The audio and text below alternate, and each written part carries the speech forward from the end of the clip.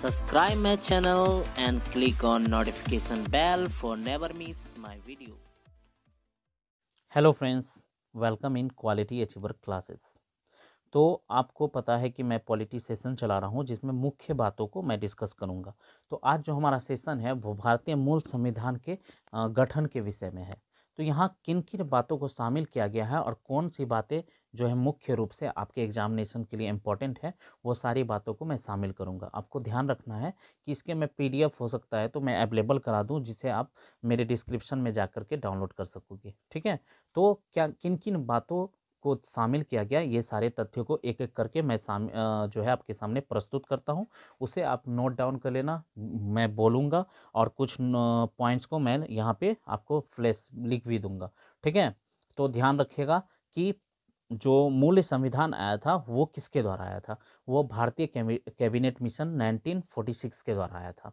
तो इसमें कुछ डेट है जो कि मोस्ट इम्पॉर्टेंट है, जो कि आपके एग्जामिनेशन में डायरेक्ट वे में पूछ लिया जाते हैं। कब जो है कौन से डेट में लाया गया था, कौन से मंथ में लाया गया था, उस सारे डेट वाइज मैं आपके सामने प्रेजेंट कर रहा हूँ। कुछ समितियाँ हैं जो कि इसके लिए लाए गए थे, और वो समितियाँ जो है किस तरह से आपके लिए इम्पोर्टेंट होगा वो भी मैं एक एक करके प्रेजेंट करूँगा। पहला जो बातें हैं कि जुलाई 1946, ठीक है ना, जुलाई 1946 में एक मतलब कि सभा का गठन किया जाता है, जिसमें कि कुछ मेंबर्स हैं, जिस मेंबर्स के द्वारा इसको गठन किया जाता है। तो कौन कितने मेंबर्स हैं और कैसे गठन किया गया, ये सारी बातों को एक एक करके नोट डाउन कर लीजिएगा। इसमें जो है 389 यानी 389 मेंबर्स का कुल मिलाकर चुनाव किया गया, जिसमें जो था 293 सदस्य जो था ब्रिटिश प्रांतीय था।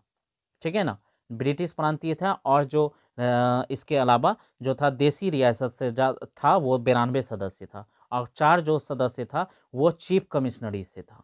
ठीक है ना, याद रखिएगा कितना कितना था। तो कुल मिला के 389 था, जिसमें 293 जो था आपका ब्रिटिश प्रांत से था, और जो है 92 आपका देसी रियासत से था, और 4 जो है चीफ कमिश्नरी से था। कितना कितना फिर से एक बार रिकॉल कर लेते हैं। देखिए, मेरा उद्देश्य आपको सिर्फ ऑडियो लेक्चर नहीं बनाना, ये सारी किताबों में आपको मिला है, रिकॉल करवाना भी है, ताकि आप अच्छे से उसको समझ जाओ और अच्छे से याद कर लो, है ना। कितना कितना फिर से चलते हैं। 389, 293, 92 एंड 4 4 है। और पहला जो था ब्रिटिश प्रांत से लिया गया था, और दूसरा जो है कि देसी रियासत से लिया गया था, तीसरा जो है आपका चीफ कमिश्नरी से लिया गया था। ठीक है, बस यही है 3, याद रखिएगा। ठीक है, अगला जो पॉइंट है कि आपको पता है कि अभी भी जो लोकसभा और विधानसभा के सदस्यों का गठन किया जाता है वो जनसंख्या के आधार पे ही किया जाता है। तो जनसंख्या के आधार पे जब किया जाता है, तो कितना जनसंख्या तभी था वो मिनिमम, तो 1 लाख पे एक सदस्य का गठन किया जाता था। ठीक है, याद रखिएगा। ओके, तो और जो दूसरा पॉइंट है वो मुख्य रूप से आपको ध्यान में रखना चाहिए, इसके जो मेंबर्स थे कहाँ से आए थे, यानी किन संप्रदाय से आए थे। क्योंकि आपको पता है कि सांप्रदायिक 1909 1919 में बहुत तरह का परेशानी क्रिएट किया, और भारत में जो है कि अभी भी आप हिंदू मुस्लिम में अलगाव देखने को मिलता है। तो उसका जड़ और अंकुरन कहीं न कहीं वहीं से हो गया था।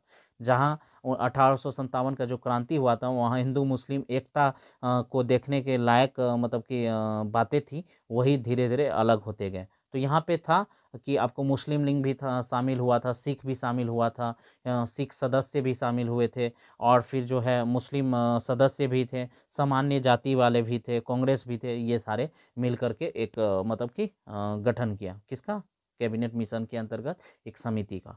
उसके बाद प्रथम जो बैठक हुआ था वो 9 दिसंबर 1946 को हुआ था। याद रखिएगा, प्रथम बैठक 9 दिसंबर 1946 को हुआ था। इसका जो अस्थाई अध्यक्ष, अस्थाई, अस्थाई नहीं बोल रहा हूँ, अस्थाई अध्यक्ष डॉक्टर सच्चिदानंद सिन्हा को नियुक्त किया गया था। ठीक है ना, याद रखिएगा, बहुत बार पूछ लेता है अस्थाई सदस्य कौन था, तो डॉक्टर सच्चिदानंद सिन्हा। उसके बाद आया था कि कब, तो 11 दिसंबर 1946 को। तो इसका जो अध्यक्ष नियुक्त किया गया था, यानी अस्थाई अध्यक्ष नियुक्त किया गया था, डॉक्टर राजेंद्र प्रसाद जी को किया गया था। ठीक है ना, इसके बाद भी एक डेट 13 दिसंबर 1946 को जो है उद्देश्य प्रस्ताव को पारित किया, किसने किया, तो JL नेहरू यानी जवाहरलाल नेहरू जी ने किया था। याद रखिएगा, बहुत ही इंपॉर्टेंट योगदान रहा था जवाहरलाल नेहरू का। तो दूसरा कि अब अगला डेट है 22 जनवरी 1947, सलाहकार समिति का गठन किया गया, जिसमें BN राव को जो है अध्यक्ष के रूप में मनोनीत किया गया। ठीक है, पहले मनोनीत होता था, निर्वाचित नहीं होता था, याद रखिएगा आप। क्योंकि जल्दी जल्दी सारे कामों को करना था। अब दूसरा क्या, कुछ मतलब संविधान सभा में 13 समितियों का गठ बनाया गया था, जिसमें कि कुछ मुख्य समिति मैं 3-4 बता देता हूं जो कि आपके लिए एग्जामिनेशन के लिए इंपॉर्टेंट है। तो पहला संचालन समिति, दूसरा प्रांतीय समिति, तीसरा संघ समिति, चौथा प्रारूप समिति। तो संचालन समिति का जो अध्यक्ष बनाया गया था डॉक्टर राजेंद्र प्रसाद जी को बनाया गया था। ठीक है, डॉक्टर संचालन समिति का जो अध्यक्ष बनाया गया था डॉक्टर राजेंद्र प्रसाद जी। प्रांतीय समिति का जो अध्यक्ष बनाया गया था वो सरदार वल्लभ भाई पटेल जी को बनाया गया था। और जो संघ समिति का अध्यक्ष बनाया गया था वो जवाहरलाल नेहरू जी को बनाया गया था। प्रारूप समिति का अध्यक्ष जो बनाया गया था वो डॉक्टर भीमराव अंबेडकर जी को बनाया गया था। ठीक है, इसके जीवनी के विषय में मेरे चैनल पे एक वीडियोस है, मैं इसका भी डिस्क्रिप्शन में डाल दूंगा, उसे आप अवश्य देख लीजिएगा, क्योंकि डायरेक्ट वे में उसका डेट पूछ लेता है कि उसका जन्म कब हुआ था, कहाँ हुआ था, किस जाति में हुआ था, इस तरह का क्वेश्चन आ जाता है। तो उसे आप जानना चाहते हैं तो उस वीडियो को भी देख लीजिएगा। ठीक है, आगे जो है संविधान बनाने का मतलब क्या कारण था और कितने समय लगे। कारण क्या था कि भारत की जनसंख्या विरहित थी, यहाँ पे सभी को समान रूप से मतलब कि एक जगह जोड़ना इसका मुख्य जो लक्ष्य था। और अगर सभी एक साथ मिलकर रहेंगे तो यहाँ की एकता बना रहेगा, तो फिर से कोई देश यहाँ पे धावा नहीं बोल पाएंगे, क्योंकि आपको पता है कि कभी अंग्रेज, कभी मुस्लिम, कभी बाहरी यूनानी, ये सारे लोग आकर के भारत में धावा बोलते चले गए, क्योंकि यहाँ का यूनिटी जो है कहीं न कहीं फैक्टर करता है। यहाँ पे सभी आदमी अलग अलग रहते थे, तो एक आदमी के पास शासन का व्यवस्था नहीं था, तो इस तरह की समस्या क्रिएट हुआ था। ठीक है, तो ये मेन पॉइंट है कि सभी को एकता में जोड़ने के लिए संविधान बनाया गया। दूसरा कि और इसमें जो मुख्य तथ्य है कि अनेक देशों से यहाँ पे जो है कि संविधान के सार को लाया गया, ताकि जो है भारत के संविधान को और भी मजबूत बना सके। ध्यान रखिएगा। और दूसरा कि इसको पारित कब किया गया, 26 नवंबर 1949 को इसको पारित किया गया। और जो है इसको लागू कब किया गया, पारित और लागू दोनों अलग अलग शब्द है, याद रखिएगा। पारित को अंगीकृत भी कहा जाता है, कभी कभी अंगीकृत के शब्द भी आपको देखने को मिलता है। तो अंगीकृत शब्द में जब आएगा तो वो 26 नवंबर 1949 डालिएगा, और इसको लागू के विषय में आएगा 26 जनवरी 1950 आएगा। ठीक है ना, उस दिन भारतीय गणतंत्र दिवस के रूप में मनाया जाता है। इस दिन जो है राष्ट्रपति के द्वारा इंडिया गेट पे झंडा फहराया जाता है। ठीक है, ये भी जानिएगा, ये भी क्वेश्चन पूछ लेगा कि राष्ट्रपति कब झंडा फहराता है, तो गणतंत्र दिवस के दिन फहराता है। कहाँ फहराता है, तो इंडिया गेट पे फहराता है, याद रखिएगा। और दूसरा क्या हुआ कि ये जब भारत आज़ाद हुआ तो यहाँ पे दो प्रांत निकल के करके आया, पाकिस्तान वर्सेस इंडिया। तो पाकिस्तान को कुछ सीट मिला, जिसमें आपको पता है कि भारत को कुल कितने सीट थे, 389 सीट है, जिसमें से पाकिस्तान को कुल मिला करके कितने सीट मिले, 90 सीट मिले। ठीक है ना, तो अब भारत के पास 299 सीट रह गए। ठीक है, तो ये भी बात याद रखिएगा। संविधान में जो है चुनाव नहीं, अपितु जो है मनोनय के आधार पर सदस्यों का गठन हुआ था।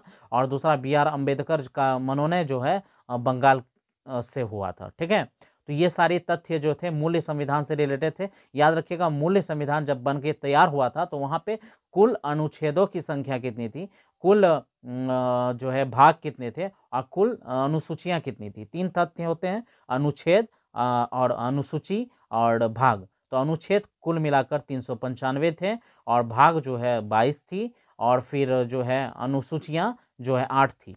तो अनुसूचियाँ अभी 12 हो गई है, लेकिन अनुच्छेद अभी भी 395 ही है, लेकिन उसमें जो ABC यानी उप कॉलम मिला करके लगभग 470 प्लस हैं। और ये ध्यान रखिएगा कि अभी भाग भी 22 ही है, जितना मूल संविधान में भाग थे अभी भी उतना ही भाग है, लेकिन इसमें क जुड़ा है, जिसको मिलाकर 24 भी कह सकते हो आप, लेकिन 22 ही है। जैसे कि 4A है ना, तो ये ध्यान 9A 9B ये सब जुड़ा है, जिसको ध्यान में रखिएगा। ठीक है, और भी जो मुख्य विशेषता के विषय में मैं डिस्कस करता हूं कि भारतीय संविधान का मुख्य विशेषता क्या है, क्यों इसको मतलब कि दुनिया में सबसे श्रेष्ठ कहा जाता है, और क्यों इसे मतलब कि अच्छा बताया गया। तो मैं उंगली पे गिना सकता हूं, आपको याद रखेगा। जैसे इसमें मूल्य अधिकार को दिया गया, यानी यहाँ के नागरिकों को मूल अधिकार दिया गया। क्या अधिकार था, तो बहुत सारे अधिकार थे। इसके लिए अलग से मैं एक वीडियो बनाऊंगा, जिसको आपको ध्यान में रख कर के देखना है, और हो सकता है तो अपने कॉपी में नोट डाउन भी कर लीजिएगा। इसके अगर बनाऊंगा तो वीडियो का डिस्क्रिप्शन में लिंक भी डाल दूंगा। ठीक है, और दूसरा क्या है कि इसमें कुछ मुख्य तथ्य थे। कौन से तथ्य थे कि जैसे कि 12 से 35 मतलब अनुच्छेद में इसको शामिल किया गया था। दूसरा, मौलिक कर्तव्य दिया गया, मौलिक अधिकार दिया गया, और भारतीय संविधान संशोधन के मतलब कि प्रावधान किए गए, क्योंकि यहाँ पे अगर कभी भी ऐसा लगे कि ये एक्ट अच्छा नहीं है, दूसरा एक्ट आना चाहिए, तो इसमें संशोधन करके उसको शामिल किया जा सकता है। और दूसरा है भारतीय संविधान लिखित दुनिया का सबसे बड़ा संविधान है। और दूसरा कि यहाँ पे जो है इसको लचीला भी बनाया गया ताकि कोई भी तथ्य को यहाँ शामिल किया जा सके। दूसरा कि आंतरिक एवं बाह्य स्रोत से इसका निर्माण हुआ है। और सार्वभौमिक मताधिकार दिया गया 18 वर्ष से ऊपर के सभी व्यक्तियों को दिया गया है, जिसमें आपको मैंने बताया है कि इसमें जो जो भी शामिल किया गया है वो संशोधन 61 के द्वारा जो है पहले मताधिकार का उम्र ज़्यादा हुआ करता था, उसको कम किया गया। और फिर दूसरा है कि स्वतंत्र निष्पक्ष संविधान का निर्माण किया गया। और दूसरा कि इसमें न्यायिक व्यवस्था को स्वतंत्र बनाया गया कि आप अपने हिसाब से निर्णय ले सकते हो, कि किसी भी मतलब राजनीतिक दबाव में आपको नहीं आना है। संसदीय प्रणाली की व्यवस्था की गई, त्रिस्तरीय पंचायत की व्यवस्था की गई, त्रिस्तरीय ग्रामीण मतलब कि शासन की व्यवस्था की गई, पंथ निरपेक्ष राज्य की गठन किया गया। तो ये सारे मुख्य तथ्य, आई थिंक कि आपको ये बहुत ही अच्छा लगा होगा। ये मात्र 11 मिनट का वीडियोस है जो जिसमें आप अगर अच्छा से मेहनत करोगे तो ये आपके सारे एग्जामिनेशंस के लिए मोस्ट इंपॉर्टेंट होंगे। मैंने इसे अच्छे से समझाने का आपको कोशिश किया है। आपको कैसा लगा ज़रूर कमेंट करें, और अच्छे मतलब कि अपने दोस्तों तक इसे शेयर करिए, और मेरे चैनल को सब्सक्राइब कीजिए ताकि मैं अगले वीडियोस लाने के लिए मोटिवेटेड होते रहूं। ये सीरीज लंबा चलते रहेगा। आप जो है एंजॉय करते रहिए, मस्ती से पढ़ते रहिए, घर में पढ़िए, स्वस्थ रहिए। जय हिंद, जय Bharat. Thanks for watching Quality Achiever classes.